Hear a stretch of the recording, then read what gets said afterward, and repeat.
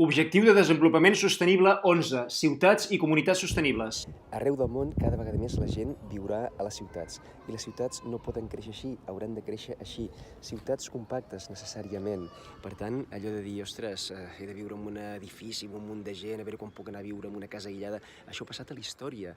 Tots viurem en edificis. I, per tant, comencem a positivar viure als edificis, comencem a plantejar-nos a ser veïns positius i veïnes positives. I el primer pas, positivem la pròpia paraula edifici, perquè és que edifici ens sona com a estructura grisa, impersonal, freda, però en origen no és així, perquè d'on ve edifici?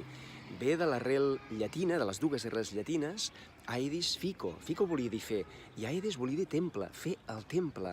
Però anem encara més enllà. A l'indoeuropeu, aquest aedis llatí ve de heid, que volia dir cremar, encendre. Per tant, edifici voldria dir fer foc, però no en el sentit d'incendiar, sinó en un sentit de fer llar, en un sentit molt més humà, molt més sensible. I aquest aedis llatí, com ens ha arribat, a més a nosaltres? Doncs ens ha donat estiu, o a través del grec, que va donar aether, ens ha donat èter, que vol dir cel. Per tant, fixeu-vos quina plenitud que té aquesta paraula. I encara deixeu-me que digui com aquest heid indoeuropeu va arribar a Orient, va arribar al sànscrit. Doncs el sànscrit, que a vegades les paraules agafen un sentit molt més humanístic, en aquest va donar allò que Eda, que volia dir combustible. Caram, quin sentit més material, no? Però Eda va tenir un derivat molt ràpidament, que era Edas. I Edas volia dir prosperitat i felicitat, el combustible de la vida.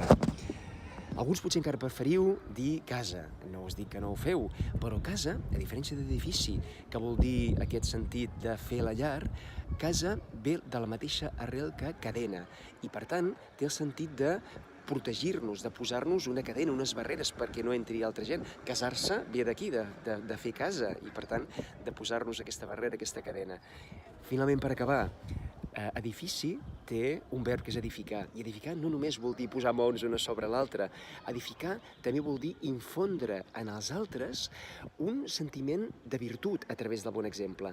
Per tant, edifiquem la positivitat. Siguem veïns positius, siguem veïnes positives, fem edificis positius.